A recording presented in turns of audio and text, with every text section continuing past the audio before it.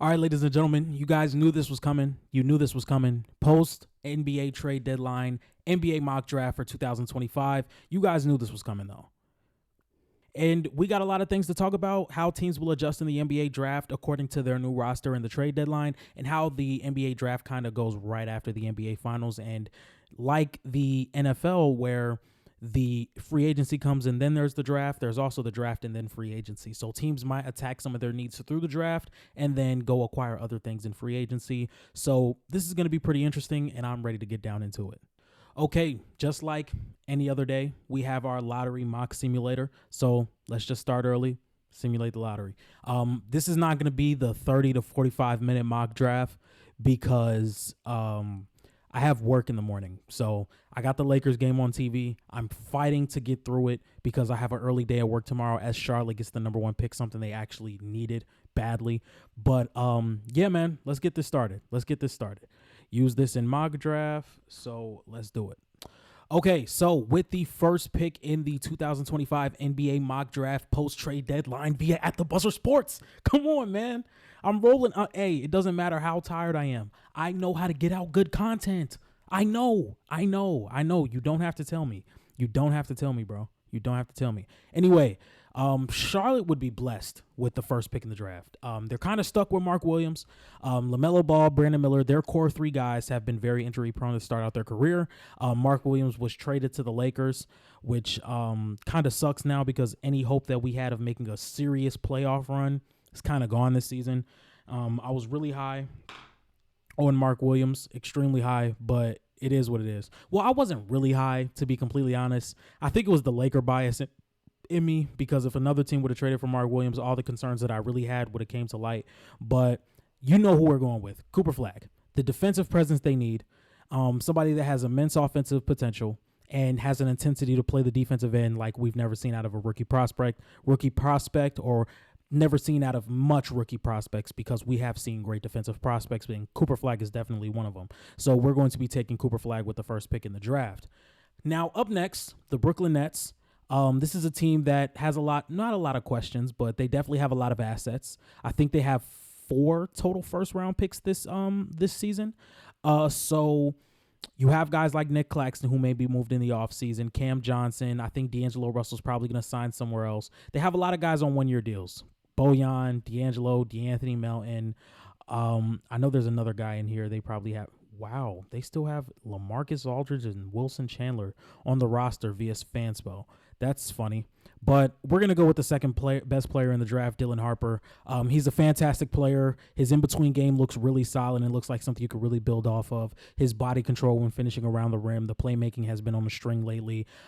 He just looks like he can be a volume scorer coming in as a rookie, and that's what the Brooklyn Nets need right now. They need somebody that can kind of show them that there's light at the end of the tunnel after going into this rebuild. And if you were to ask me, I bet the Brooklyn Nets fans are much happier now than they were 2 years ago when they traded KD and they had this fake playoff run, and everybody thought, even everybody including myself, because I was fooled by Mikal Bridges, everybody thought they were great because they were still the 6th seed, but even though they were under 500 when they traded Kevin Durant. So hey, it's on me. That's on me. Anyway, the Washington Wizards, after having the worst record in the league, I'm assuming now, I'm sure they're still going to have the worst record in the league. After trading Kyle Kuzma, they now have the 3rd pick. So all that being especially bad to just get Kyle Kuzma, to just get the 3rd pick in the draft is kind of insane. I'm kind of in between prospects. I'm in between Ace Bailey and Kasparis Yakachonis. I think they probably are going to want to build I'm going to take Ace. I'm going to take Ace Bailey. I think this is somebody that can learn a lot from Marcus Smart and Chris Middleton if they are still there next season. I'm pretty sure they're not. But one of my biggest concerns for Ace Bailey was I didn't want him to be the initiator as a scorer, and he's probably not going to be that, but they're definitely going to want to see some on-ball scoring potential out of him if they're going to use a 3rd pick in the draft. And I just think that could be really ugly for him right now because of his ball handling, because of his first step. But the off-ball play is phenomenal. His transition play has been really good. He's a really good rebounder, and he's starting to get better with his on-ball dribbling aspects. But there are just some things that I feel as though are weaknesses, but I feel like a lot of people are taking those weaknesses a little bit too harshly because I still think there is a lot to be learned with Ace Bailey. I do think his counters to when defenses beat him to spots or try and rip him or he loses his handle is really good with his fadeaways and his hop steps and just adjusting himself around the rim and in the mid-range to get the best spot possible. I always say you can teach ball control. You can't teach 6'10" and extremely athletic. You can't teach that, so I think Ace Bailey is still a really good prospect. I just think Dylan Harper and Cooper Flag have been better. And I think Kasparas Yakichonis has been better, but I just believe in Ace Bailey's upside just a little bit more. So we're going to go with Ace Bailey there. The New Orleans Pelicans, who just traded Brandon Ingram to the Toronto Raptors, I'm going to imagine that DeJounte and CJ won't be there next year. Wouldn't be surprised if they were, but you know what? VJ Edgecombe has really taken a lot of solid ball handling abilities this year to where if you could put him, Herb Jones, Trey Murphy, Zion, and Yves Missi, this will be a phenomenal defense. But then again, I want to take Kasparas and kind of groom him to be that point guard that can play on and off ball when Zion wants to take those point forward roles and Kasparas can play off of it. I'm going to take Kasparas here. I like Kasparas' game with his off-ball play and things of that nature. As for Utah, I think I'm just going to take best player available. No, because how do you guys feel of but they do have a lot of guards. Utah has a lot of guards with Keontae George, Colin Sexton, Jordan Clarkson. Keontae George, Jordan Clarkson, Colin Sexton, Isaiah Collier. Taking VJ Edgecombe here would be very repetitive. I think they're going to go Trey Johnson, but I don't want to disrespect VJ Edgecombe like this because I think VJ is the better prospect than Trey Johnson. And I'm really high on Trey Johnson, but I'm really high on VJ Edgecombe as well. But it's not like you're going to want to run a backcourt of the future of Isaiah Collier and VJ Edgecombe. Both of them have very inconsistent shooting, even though VJ Edgecombe has been on a tear recently from his three-point shot. But I'm going to go Trey Johnson here. I think there's some scoring upside there that you probably just can't pass up on if you're Utah. I think he has a very good off-ball potential. I do think he has a really nice touch around the in the post. And I see a lot of Devin Booker, man. And I know people don't like when players get compared to these star players at 19 years old. I know, but I really see a lot of Devin Booker, man. But the only thing is I just don't love how he doesn't get to the rim. But he is a very underrated playmaker, though. Like, I've seen some of the reads he makes, and they're very impressive. So I think Trey Johnson's going to be a great pickup here. Up next, part of me, I think this is probably going to be where I'm consistent with throughout this entire draft process. I know last year I had Donovan Clingan mocked to the Memphis Grizzlies in almost every single mock. I think every single mock I had Donovan Clingan to the Memphis Grizzlies. This is probably going to be my pick here because the more and more I make this pick of Kaman Malak Kaman Malawach, I don't know how to say it exactly, to the Toronto Raptors, the more I fall in love with it. He's a great rebounder. He's a great rim protector. He's extremely athletic. He has some floor spacing abilities that show, some floor spacing potential that are quite evident throughout these games. And also Duke has this scheme defensively where they switch a lot, they play zone, they trap, and that leaves Kaman Malak on islands against guards and wings, and he doesn't do bad to where he could be further through. He could be like I wouldn't say further through, but he could be like a step ahead in progressing him as a do-it-all big man, a do-it-all defensive center, somebody that can protect the rim, somebody that can step out in on the perimeter, somebody that can switch, somebody that can play drop. So the potential is limitless. The ceiling, there's no ceiling. As a defender, I think he's going to be great. And having him in Toronto next to Scotty Barnes, and now you have the offense and Brandon Ingram. Don't know what you're going to do with RJ Barrett and Emmanuel quickly, but I really like what they're doing here. As for the Oklahoma City Thunder with the 7th pick getting Philadelphia's pick, I don't know if they want to do another guard because they just got Nikola Topic, who I think is going to be really good next year. If he does play or if he does get traded, who knows? I'm not going to lie. If I'm one of these teams that just don't have much going and I want to get some young assets, I'm calling OKC and I'm seeing what they want for Nikola Topic. For Nikola Topic, I would really look. As for OKC, I still would want them to get some size. I think Jalen Williams, not J Dub, but Jalen Williams, I think he's on a contract year. No, it says 2 years here. I would love to see them get some size. And honestly, I'm looking at Colin Murray Boyles. I know this may be like a very early pick for Colin Murray Boyles at 7. But then again, I think San Antonio is one of those places where I'm not San Antonio. OKC is one of those places where it's just like they're going to get who they think they can develop. And it doesn't matter where they are, they're going to get their guy because there's no pressure. There's no pressure here. If they take Miles Bird with the 7th pick in the draft, I'm not going to be like, oh my God, that's terrible, because in the end of the day, there's no pressure behind these picks. You know, you're the best team in the West. You have 3 first-round picks in this draft. If you feel as though you can progress this guy to be exactly what you need, no problem. If they go down and go get Roko Zakarsky, I'm going to say it's a good pick. But I know, and I'm going to say it's a good pick because I have a bias towards Roko Zakarsky, but it's okay. This is tough, man. You know what? I don't want to just give them someone, because then again, I'm gonna give them Colin Murray Boyles. I'm gonna give them Colin Murray Boyles. He helps out on rebounding. He's a very switchable defender. He's very strong. He has really good hands. He's really good in the post.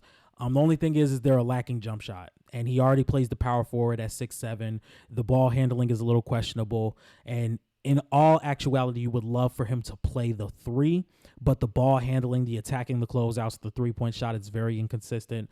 But right now, think of if Julius Randle played defense at a high level. You know, I think that's what Colin Murray Boyles is right now. I think he has a lot of potential to move up to where if he does shoot league average from 3, he can play the 3 and not just be somebody that can just really put the ball on the floor. He would be a lot of catch and shoot, a lot of perimeter defense. But then he turns into Lou Dort with a couple more inches on him. So he's going to be tricky, but the best part about it is he's not going to have to play. He's not going to have to play. He can develop in silence. A lot of people forgot about Nikola Topic, you know. So let's keep moving. The Chicago Bulls are on the clock. I don't want bro, we are disrespecting the hell out of VJ Edgecombe. It's just how the draft falls, man. It's just how the draft falls. And I'm going to have the Chicago Bulls taking Austin. I don't think Austin Newell is a real center. I think that's what Chicago needs right now. I think they need a center, like a real life center. I think Thomas Sorber is a little too high. They've been playing with a lot of pace this year, which is probably going to be a theme for Chicago for throughout the next few years. I'm going to go Liam McNeely. He plays with pace. He can shoot the ball. He can put the ball on the floor. Solid team defender. Give me Liam McNeely. Once again, we are really disrespecting VJ Edgecombe. Guys, I'm going to say this right now. I don't see VJ Edgecombe falling out of the top 10. It's just if we look at everybody in the draft so far, past the top 4, too many guards. Great fit. Won't play. Too many guards. I can't find the best spot for VJ Edgecombe. I think VJ Edgecombe is a better prospect than 1, 2, 3, and 4. But is he the best fit? No. Is he a good enough prospect to where they say, fuck the fit? I don't know. So with the Portland Trailblazers pick here, I would not be totally against picking VJ Edgecombe if I'm Portland. But then again, it's like you have Scoot, who's been figuring it out and has had some really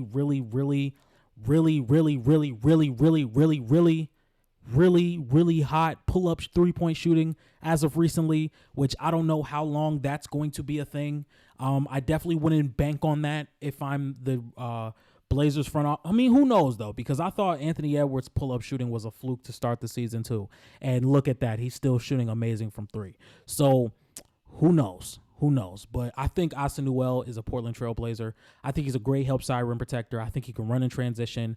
But he's just one of those guys who I think he has so many offensive tools. I think he has a good form on his jump shot to where he can be progress to be a solid outside shooter. I do think he's a fantastic lob threat. I think he plays well in transition. I think he's athletic enough to guard on the perimeter. It's just offensively, sometimes he has so many weapons at his disposal. Sometimes it's like, do I want to shoot? Do I want to go to the rim? I'm not that physical around the rim, this, that, and the third. So I think once you grab all your pieces, you grab your pieces, and you're like, you know what? I got all the pieces here. Now let's start putting this car together. Now let's start putting this engine together. Now let's start really figuring out what we have with the tools that we are put in front of us. You know, and I think Portland can do that. And I got Asanuel going here with a front court of Donovan Clingan and Asanuel with the 9th pick. Look at that. We're 15 minutes in. So see, it's always long. It's always a long process. And another team, the Spurs, just too many guards. Too many guards, bro. That's the problem. That is the problem. And it's not like I'm just going to say, because in the end of the day, the Spurs want to get the best prospect for them, you know? And I think Jeremiah Fears can be that guy. I think VJ Edgecombe could be that guy.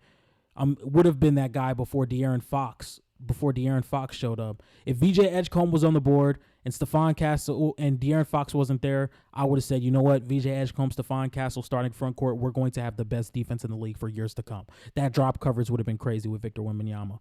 But we can't go there. We can't go there. I'm gonna give the Spurs a shooter. I'm gonna go Con Knipple. And y'all are gonna hate me for having VJ Edgecombe fall this low. I know. I'm sorry.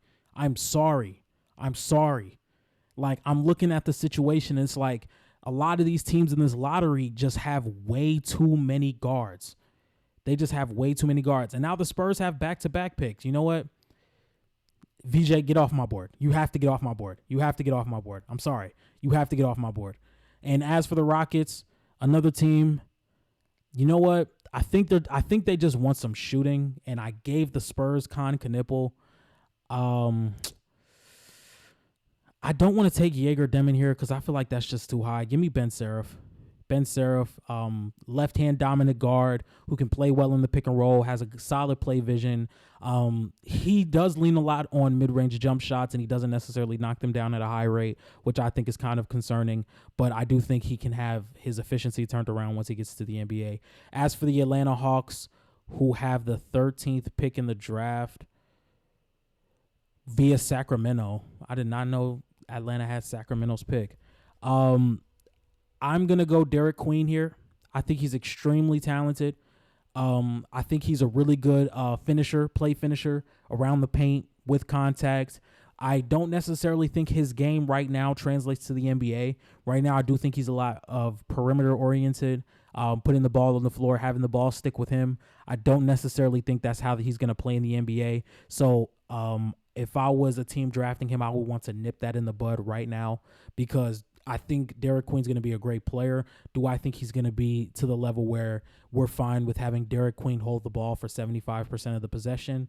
Don't think he's going to get there, especially with Trae Young. That could get really sticky. I do think he's probably going to sit behind, Sit behind Onyeka Okongwu for a season. Jeremiah Fears, we just gave you the perfect position. Let's go to Miami. You and Tyler Hero, probably going to be one of the most fun backcourts in the NBA. I've had a lot to say about Jeremiah Fears. I really like his game. I have a few concerns, but it is what it is. As for the Orlando Magic with the 15th pick, I'm going to do it again. Danny Wolf. Danny Wolf, you are an Orlando Magic. You are a Magic, Danny Wolf. Danny Wolf has a fantastic jump shot. The form is great. He can put the ball on the floor. He's extremely exciting. And if I'm the Magic, man, he plays good team defense. I'm like, you know what? Let's take a flyer. If Danny Wolf can be somebody that can shoot 39 to 37% on 4 to 5 threes a game at the center spot and can be a good rebounder, somebody who can size up bigs and stretch them out all the way to the three-point line and then attack closeouts once a big does close out to him. Like, with all those attributes, with all those traits, he could be a 19 and 12 guy. He really can. And I'm going to die on that hill. As for OKC, with the 16th pick, I'm going to go... I don't know who I want to go here. Part of me wants to go Cam Jones just because I feel like the offense does really struggle with Shea off the floor. And maybe you can just get a more experienced ball handler without J Dub just being the main source of that offense when Shea's not on the floor. I think Cam Jones is the pick here. I do think they go Cam Jones here. If you're wondering why I haven't picked Thomas Sorber yet, you'll see soon. As for the Minnesota Timberwolves, they need shooting. I think Jaeger Demon is probably the most reasonable shooter they can get at this position. So Jaeger Demon will be going number 17. This is what happens when you do like a lottery simulated before the draft starts. I have VJ Edgecombe fall all the way to 11. As for the Dallas Mavericks, they need some more creation on the perimeter. And I think you guys know where I'm going here. Now, Labyrinth Phelan is not the worst idea. I forgot about Labyrinth because I was going to go Boogie Flan. Just because I think there are some really big upside with Boogie Flan, especially just being somebody that can handle the ball on the perimeter and make some decisions. His finishing around the rim is not good at all. The problem isn't getting there. The problem is finishing. And Labyrinth Phelan, his problem is he's not the most potent ball handler. I think Boogie Flan is going to be the guy. If I was going to be nasty, I would take a flyer on Nolan Traore just to see, like, I really like the way he navigates in the pick and roll. I like how he splits defenses. And I like his rim pressure. I do like his rim pressure, but he's not a good defender. He cannot shoot at the moment right now. He does not finish well around the rim. And sometimes his decision-making is not good. So, once again, I've said this about Scoot Henderson. I'm going to say the same thing about Nolan Traore. We see something we can build with. So, for example, I have this book. By the way, this is my notebook. This is where I take all my notes. So, this is when I watch games, I take notes, stuff like that. I have about 5 of these books filled up. Just one day we're going to go through them. So, let's say this is Boogie Flan's rim pressure. Not Boogie Flan's, Nolan Traore's. This is Nolan Traore's rim pressure. We take this, we sit it on the desk. Then this is Nolan Traore's decision making. We have to now build this up, and now we can add it on to the rim pressure. So now we have rim pressure and decision making. Once you get to the rim, people are going to have to collapse. When people collapse, this is where you make the decisions. We add that on top of that. Okay, now we have something we can build off of. Now, let's give you some type of jump shot, some type of mid-range pull-up. Now we add the mid-range pull-up, and we put that on top of that. And then we have a player. You know, I just really tried to sell myself on Nolan Traore as my computer's lagging out, so let's fix that. And part of me just talked myself into Nolan Traore. I'm still not going to do it yet. But I don't think Labyrinth... You know what? I'm going to go with Labyrinth Phelan. I think with his on-ball defense, as my computer's still lagging out. Okay, for the Brooklyn Nets coming up, I'm going to take Noah Essengay. I think Noah Essengay can be a project, but there is still some type of uncertainty there just because he's not, like, fantastic at everything. In theory, he's supposed to be like some type of decent prospect because he has the length, he has shown ball handling capabilities, rim finishing capabilities, transition capabilities. He's shown the willingness to be a really good player in all these aspects, but then again, it's just like he's not really great at all these things. Okay, we actually got our laptop to stop tweaking with us. As for now, the Oklahoma City Thunder have another pick. I can't let Thomas Sorber sit on the board this long. I just can't. I really like Thomas Sorber's game. The way he's able to play drop coverage at such a young age, and he's actually really good at it, in my opinion. I also think he protects the rim extremely well without fouling. I think when he protects the rim, he just goes straight up, which I think is really impressive without just like swatting the ball and committing a lot of fouls. OKC could use a rebounder, a bruiser down there outside of Isaiah Hartenstein, but they could use another one. And I think Thomas Sorber is the guy that's, once again, not going to play immediately, but this could be somebody that could fulfill Isaiah Hartenstein's role in maybe 2 seasons. So I think Thomas Sorber is a really good pick here. As for the Utah Jazz, I'm going to go Rasheer Fleming. I think Rasheer Fleming's really good with the athleticism, the defense, the transition play, and he's older, so that's really good as well. As for the Pacers, I'm going to go... I think with Boogie Flan's injury, I do see him falling. If I were the Pacers, I would try and get as much wing defense as I possibly can. How much wing defense is really on the board right now? I'm just gonna go with some offensive upside. I'm gonna go Nick Clifford. I'm gonna go Nick Clifford. As for the Atlanta Hawks, who have the Lakers pick, it's in the 23rd right now because the Lakers are playing really well. You know what I'm saying? We're playing really well. Right now, we're beating the absolute piss out of the Utah Jazz. But anyway, did I take a big for them? Yes, I did. So let's go get somebody who can hold the ball outside of Trey. Yeah. Boogie Flan. This is where you go. That's where you go. As for the Brooklyn Nets, whatever sticks. Nolan Traore. Let's take a flyer on Nolan Traore. Let's just take a flyer on him. Let's see where he goes. As for the Magic, who are back on the clock, we're going to give them Alex Karaban. This is somebody kind of like the Tristan da Silva mold last year. He's going to take the right shot, solid mid-range shooter, solid three-point shooter. Doesn't create a lot of rim pressure, but he has the experience, so why not? As for the Brooklyn Nets, I gave them a wing. I gave them 2 guards.